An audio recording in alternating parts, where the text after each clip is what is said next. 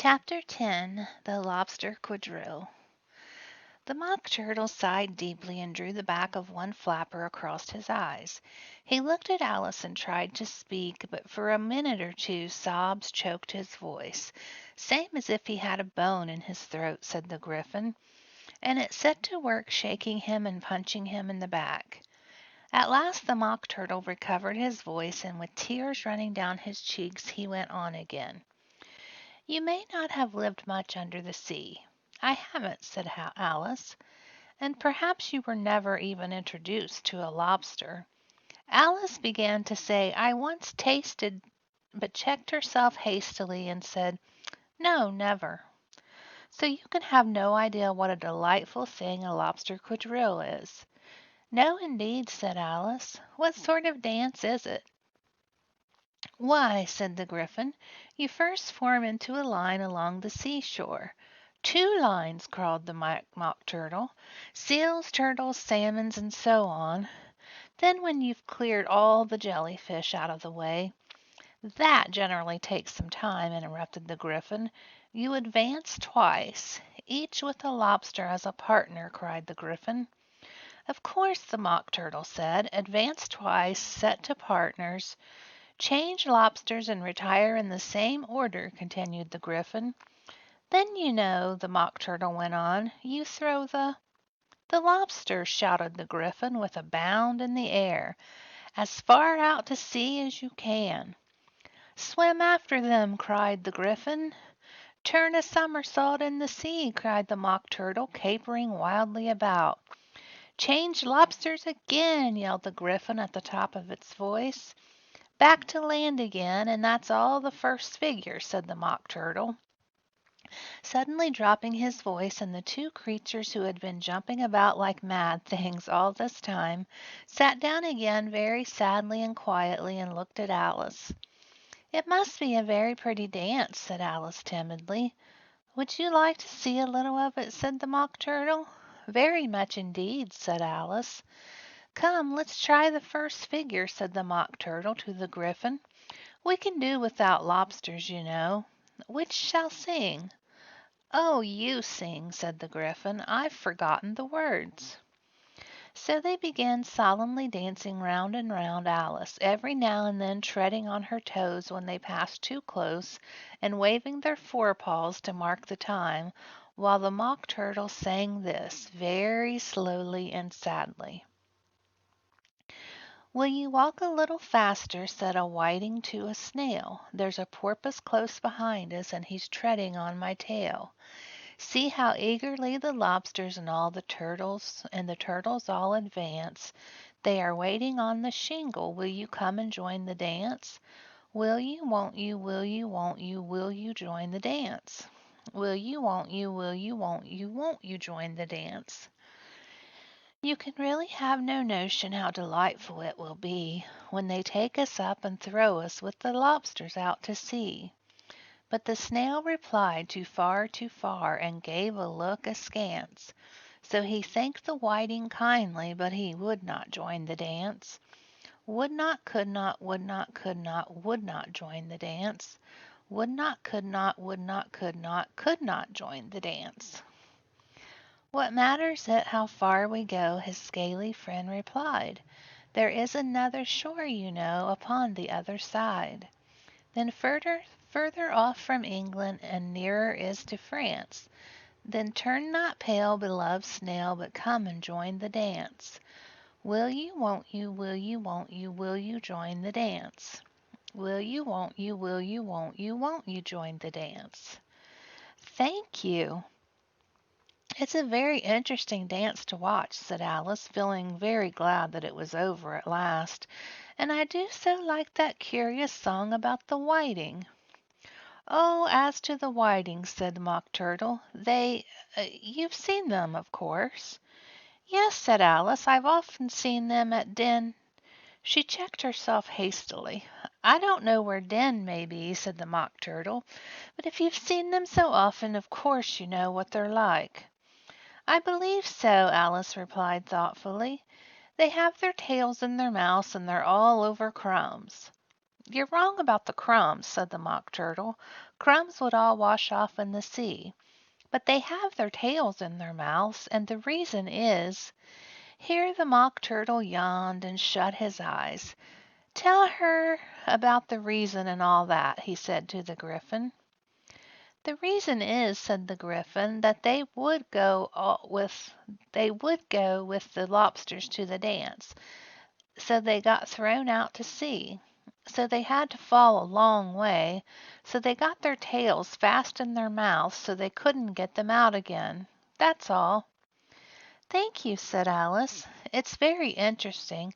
I never knew so much about a whiting before. I can tell you more than that if you'd like, said the Griffin. Do you know why it's called a whiting? I never thought about it, said Alice. Why? It does the boots and shoes, the Griffin replied very solemnly. Alice was thoroughly puzzled. Does the boots and shoes, she repeated in a wondering tone. Why, what are your shoes done with? Said the Griffin.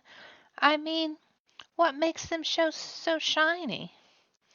Alice looked down at them and considered a little before she gave her answer. They're done with blacking, I believe. Boots and shoes under the sea, said the Griffin went on in a deep voice, are done with a whiting. Now you know. And what are they made of? Alice asked in a tone of great curiosity. Soles and eels, of course, the Griffin replied rather impatiently. Any shrimp could have told you that. If I'd been the whiting, said Alice, whose thoughts were still running on the song, I'd have said to the porpoise, keep back, please, we don't want you with us. They were obliged to have him with them, said the Mock Turtle.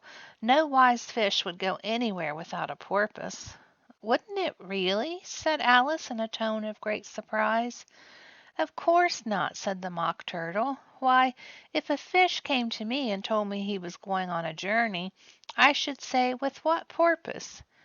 Don't you mean purpose? Said Alice. I mean what I say, the Mock Turtle replied in an offended tone. And the Griffin added, Come, let's hear some of your adventures. I could tell you my adventures beginning from this morning, said Alice a little timidly. But it's no use going back to yesterday because I was a different person then.